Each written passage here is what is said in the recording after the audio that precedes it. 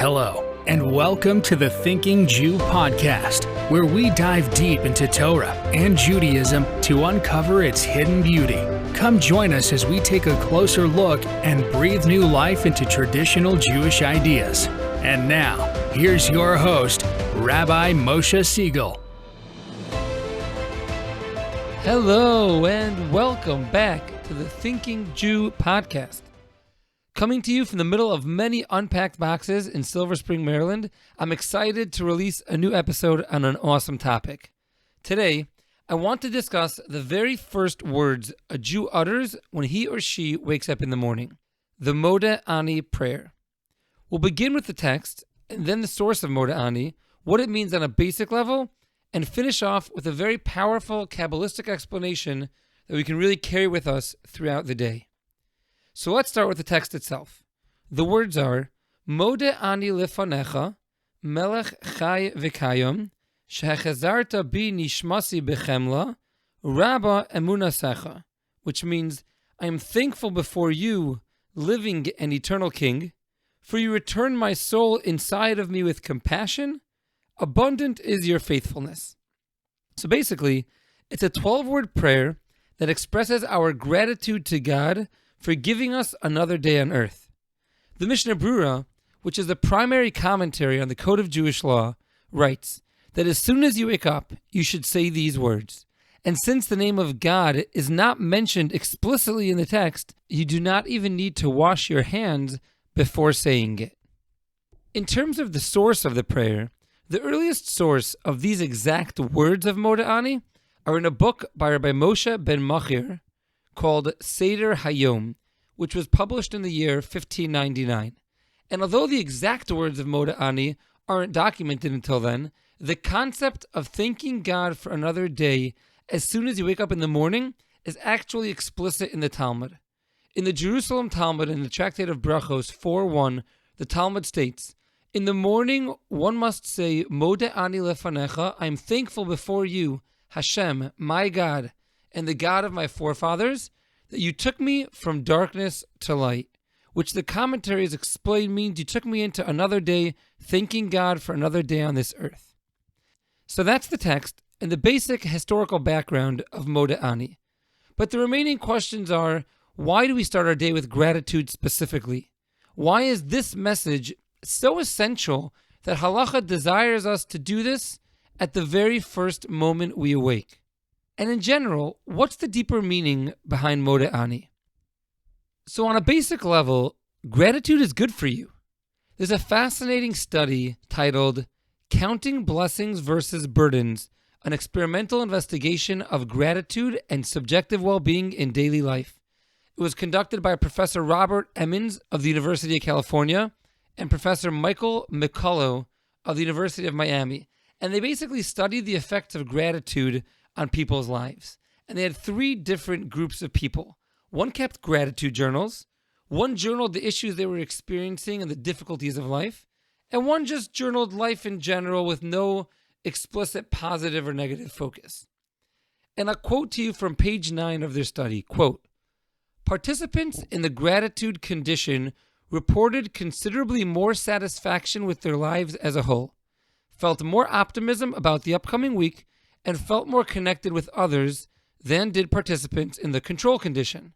Therefore, it appears that participation in the gratitude condition led to substantial and consistent improvements in people's assessments of the global well-being, end quote. And I'll link this study in the source sheet along with all the other sources quoted as well. So try this tomorrow. Wake up in the morning and just take a moment to reflect. I'm alive. I have more I can accomplish today. Allow yourself to feel that inner gratitude and appreciation to your Maker for providing you with the opportunity for another day. And that can be an extremely powerful morning meditation that will really, as the study shows, transform you into a more optimistic and, in general, happier person. But it also goes even deeper than this.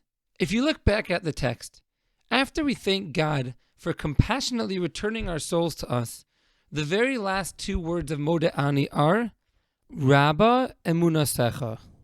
great is your faithfulness. And the Mishnah Berurah explains that these words are sourced in a verse from Lamentations, which states that God's kindness has no end, and every morning he renews this kindness with great faithfulness. So the Mishnah Berurah understands that the word faithfulness is referring to God's faithfulness in returning our souls to us. We're thanking God for compassionately and consistently returning our souls to us. But the Holy Zohar, the great Kabbalistic work, has a different explanation, and it's such a powerful idea to wake up with and carry with us throughout our day. The Zohar writes as follows.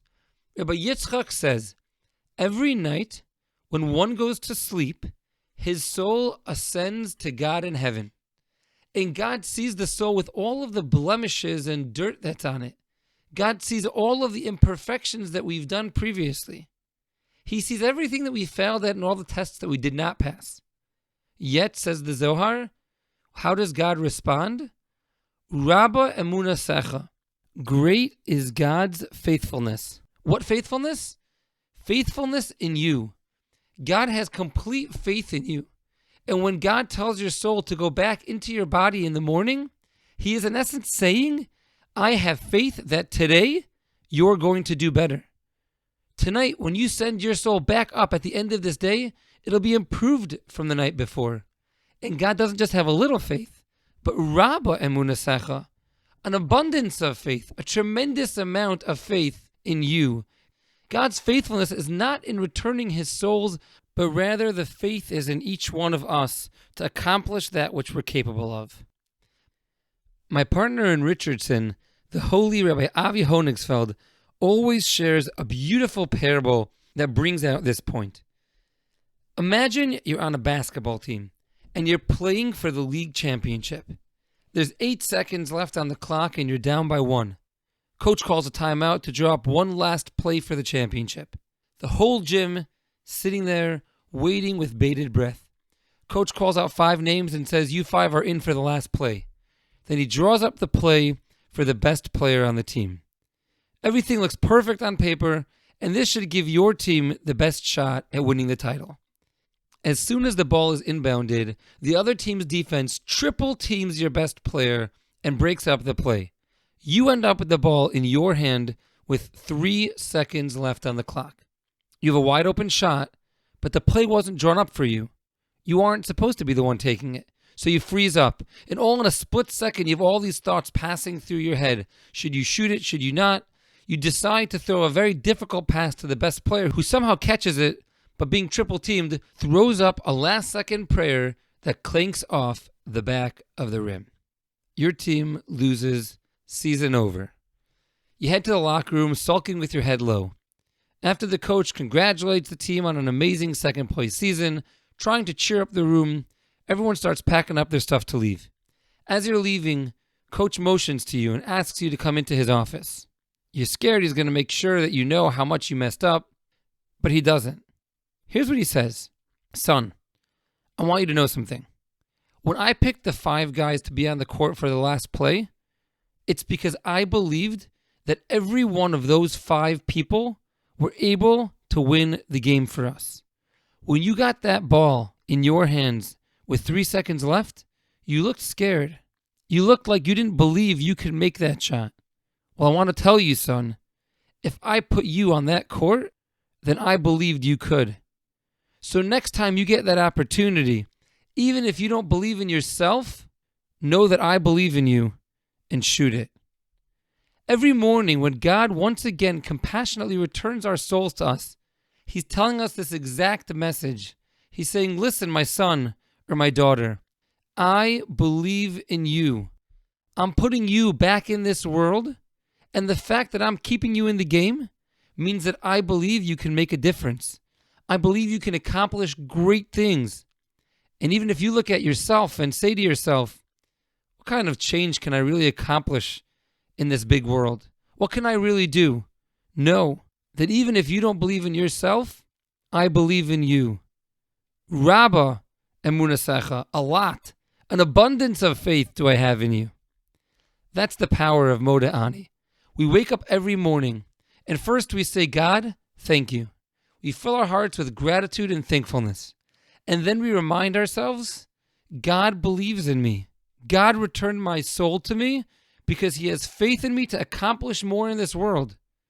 What an empowering message to begin our day with. I give us all a blessing that we should appreciate the tremendous gift of life that God continuously gives us, and that we should believe in ourselves as much as God believes in us. Until next time, wishing everyone an amazing week.